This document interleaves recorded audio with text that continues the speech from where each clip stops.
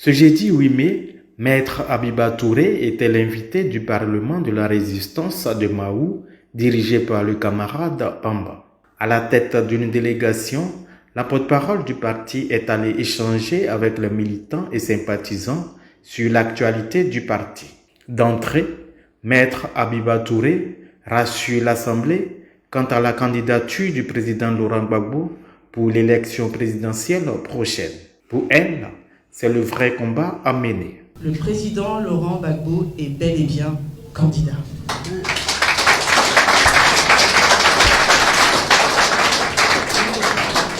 Il est bel et bien candidat. Et c'est important de le dire, de le répéter, aussi longtemps que nécessaire. Il est bel et bien candidat. Se prononçant sur les manigances du pouvoir visant à écarter le candidat du PPACI, la porte-parole du parti indique que les dirigeants du moment ont peur de la légitimité du candidat auprès du peuple. Selon elle, cette légitimité s'explique par la politique sociale du président Laurent Gbagbo. Une légitimité qui fait de lui le porte-voix des opprimés, d'où l'initiative du mouvement Trop c'est trop, la suite logique de l'appel de Benoît. Vous savez, et je dis souvent, la vraie légitimité, et c'est ce qui leur fait mal, la vraie légitimité, c'est pas de s'asseoir sur un fauteuil présidentiel et de se faire répéter à longueur de journée « je suis le président », parce qu'on ne se ment pas à soi-même. La vraie légitimité, on la tient du peuple. Mais c'est celui qui a peur du peuple qui n'est pas légitime.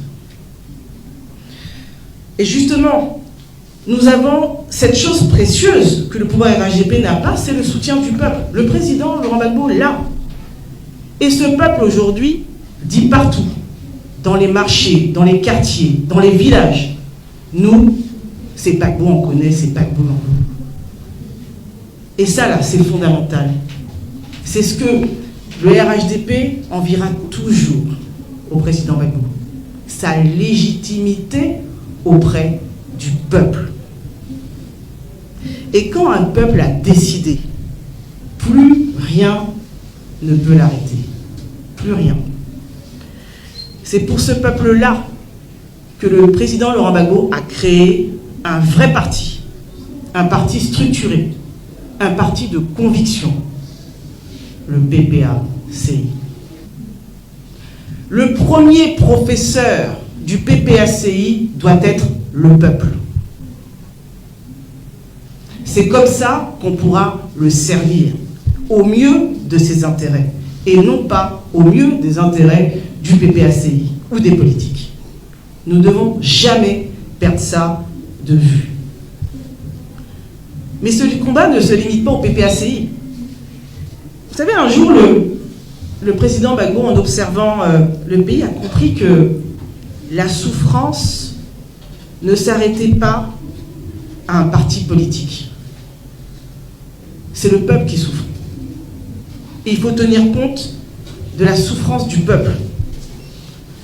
Il a vu la colère monter, les injustices s'accumuler. Et c'est ça qui l'a amené, le 14 juillet 2024, à faire l'appel de Benoît, à ouvrir ses bras et à dire que tous ceux qui veulent le changement, tous ceux qui souffrent du régime, il leur ouvre les bras. Ce n'était pas un slogan. Il a mandaté le président exécutif à l'époque pour entendre tout le monde, mais pas que les partis politiques, la société civile, les leaders d'opinion, même des anonymes. Il voulait entendre ce que les gens pensaient de la situation. Il a ouvert ses bras. Et de toutes ces rencontres, un seul cri lui est remonté. Les gens ont peur, les gens souffrent, les gens sont fatigués, les gens sont déguerpis, les gens sont expropriés, les gens en ont marre. C'est comme ça qu'il a synthétisé tout ça en disant trop, c'est trop. Alors le président Gbagbo a compris que ce n'est pas un conflit de politiciens, c'est un cri de survie du peuple. C'est pour ça qu'il a créé le mouvement Trop c'est trop. Pas pour faire de la politique politicienne, pas pour former une énième coalition de partis politiques, mais pour unir tous ceux qui en ont assez, tous ceux qui souffrent, tous ceux qui veulent le changement, qu'on soit politique ou pas, tous ceux qui en ont marre et qui crient « trop, c'est trop ». Quand un enseignant est arrêté parce qu'il ose réclamer son salaire, parce qu'il demande de meilleures conditions pour former nos enfants, ce n'est pas seulement un fonctionnaire qu'on fait taire. En réalité, c'est la voix de la vérité qu'on étouffe. C'est l'avenir de nos enfants qu'on sacrifie. Même si ce n'est pas ton frère, même si ce n'est pas ton mari, même si ce n'est pas ton fils, ce jour-là, quand on arrête un enseignant, c'est l'éducation de tout un peuple qu'on humilie. Alors nous souffrons tous, ça nous concerne. Quand une famille est déguerpie au petit matin, qu'on détruit sa maison, ses souvenirs, sans compassion, sans solution, sans pitié, ce ne sont pas que des murs qu'on abat, c'est une dignité qu'on piétine. C'est une vie qu'on jette à la rue, dans la poussière. Et même si ce n'est pas ta maison, même si tu dors encore sous un toit chez toi aujourd'hui, dis-toi bien, il faut qu'on se le dise tous, ce qui arrive à ton voisin peut arriver demain. Pour finir, la chef de cabinet du président Laurent Gbagbo met les militants et sympathisants en mission. Assez de se plaindre, assez d'avoir peur, assez de regarder son voisin et puis de ne pas se mêler quand le drame tombe chez son voisin. Le problème de ton voisin est ton problème. C'est se mobiliser. C'est tout se réunir au sein du mouvement Trop c'est trop pour faire changer les choses. Et le président a été très clair, ce n'est pas une coalition politique. Les politiques peuvent intégrer, mais pas que les politiques. La société civile a plein de choses à dire. Les paysans ont plein de choses à dire, les enseignants ont plein de choses à dire. Ce pays n'appartient pas qu'aux politiques, il nous appartient à nous tous. Voilà le sens du mouvement Trop c'est trop. Réunissons-nous tous ensemble pour changer les choses. N'ayons plus peur, avançons ensemble. Les militants et sympathisants sont invités à se mobiliser sur toute l'étendue du territoire pour les batailles à venir. La team, on vient tous ici d'écouter Maître Abiba Touré, qui nous a donné les éléments clairs du nouveau mouvement Trop c'est trop. S'il y avait encore une petite ignorance dans ce mouvement, vous avez été servi. S'il y avait encore des doutes, si des personnes se posaient encore des questions, je pense qu'ici, tout est fait clair. Vous savez tous aujourd'hui de quoi il s'agit de manière réelle. Trop c'est trop. Le mouvement qui va regrouper toutes les couches sociales. Le mouvement qui va regrouper tout le monde sans distinction aucune. Parce que comme on a l'habitude de dire, on ne peut pas refaire la même chose tout le temps et espérer avoir un changement. À un moment donné, il faut faire la différence. La différence, c'est quoi? La différence, c'est de savoir que en 2020, on a fait une coalition. Quel a été le résultat? Est-ce que nous avons tiré les conséquences des échecs de 2020? Est-ce que nous avons tiré des enseignements? C'est quoi encore? C'est de savoir qu'en 2010, il y a eu des coalitions qui ont permis à M. Ouattara de venir au pouvoir. Est-ce que nous avons eu satisfaction?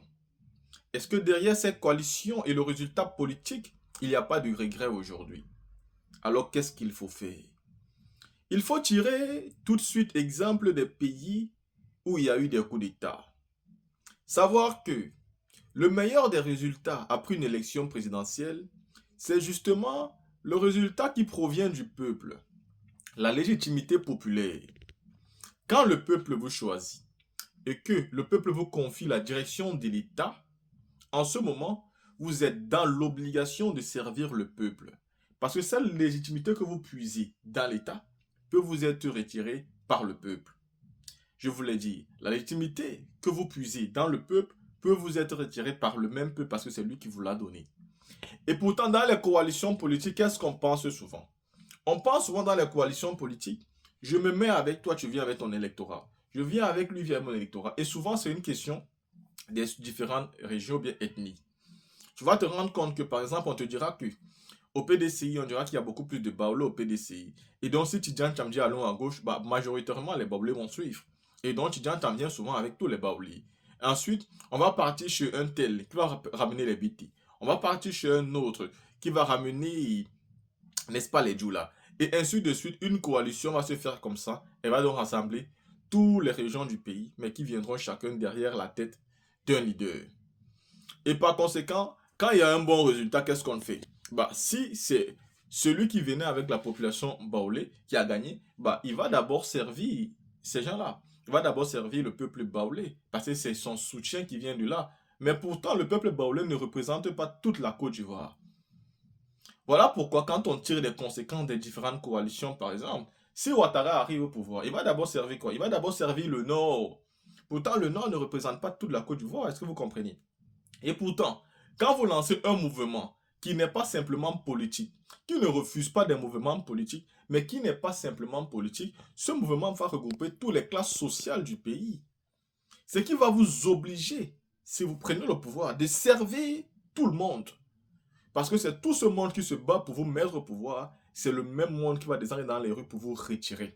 La légitimité doit être calculée par l'amour que le peuple a pour vous, mais surtout pour votre projet, pour le contenu de votre projet, pour votre conviction politique. Et comme a dit Maître Agba Touré, s'il y a quelque chose que le régime en place n'a jamais pu pardonner au président Laurent Gbagbo, bah c'est sa légitimité populaire. Et cette légitimité, ils ne pourront jamais l'arracher. La team, vous avez donc les éléments. Partagez massivement cette vidéo pour que ceux qui manquent d'informations puissent écouter ici Maître Agba Touré.